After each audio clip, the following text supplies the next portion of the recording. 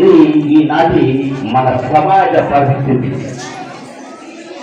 పూర్వము మన దేశ చరిత్రను పరిశీలించినట్టయితే విద్యార్థులు అందరూ కూడా జాగ్రత్తగా వినాలి. పూర్వము మన దేశ చరిత్రను పరిశీలించినట్టయితే మహాకవులు ఎందరో వారి కావ్యమాలలచే భారత మాతను అలంకరించి, మహారుషులు ఎందరో వారి తపశ్శక్తిని భారత మాత క్షేమతికి దారబోసి మన భారతదేశం యొక్క కీర్తి చరిత్రలు ప్రపంచం నలుగురవ వ్యాపింపచేసిన తరుణం. మంచి వెనుక చెడు, కష్టం వెనుక సుఖం, వెలుగు బిడ్డ ఉరుములాగా మన భారతీయుల ఐశ్వర్యాన్ని చూసి ఓర్చుకోలేక అసూయతో ఆంగ్లేయులు, డచ్చివారు మొదలగు ఉండరు బతకం కోసం మన దేశానికి వచ్చి వంగి సలాములు పెట్టి ధర్మాత్ముడైన మన ప్రభువులను యాచించి తుదకు భారత మాతనే బానిసగా చేసుకున్న రోజులను గతమెంతో ఘనకీర్తి. అట్లాంటి పరిస్థితుల్లో న్యాయవాద వృత్తికి పత్తి చెప్పి నల్లగోడును విసిరివేసి సమరాల రూపాయలు తగ్గుతుంది ప్రకాశం పడుతుంది.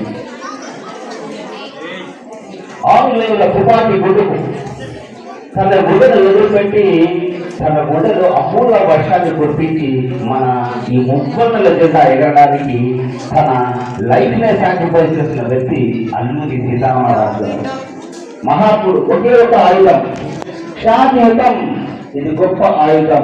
శాంతి మార్గాన్ని అందరినీ ఒక దగ్గరికి జరిగి స్వతంత్రాన్ని సిద్ధింపజేయడంలో ముందుండి మన భారతదేశానికి స్వతంత్రాన్ని సిద్ధింపజేసి ఈనాడు మనం ఈ సంబురాన్ని అంటే విధంగా జరుపుకుంటున్న తరుణం ఇది. గతం మనం వర్ధమానం గురించి ఆలోచన చేస్తే స్వతంత్రం వచ్చింది, సంబరాలు జరుపుకుంటున్నాం, స్వీట్లు తింటున్నాం, మళ్ళీ 15 ఆగస్టుకో లేదా 26 జనవరికో మనం మళ్ళీ మన దేశం గురించి ఆలోచిస్తాం అన్నది కరెక్ట్ కాదు.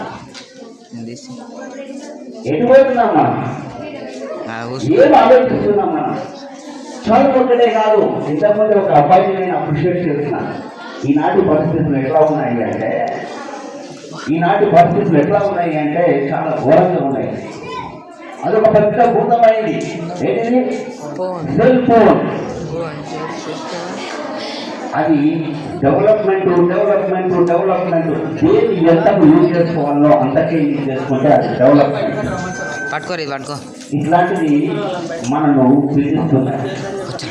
మన పరిస్థితి విద్యార్థులు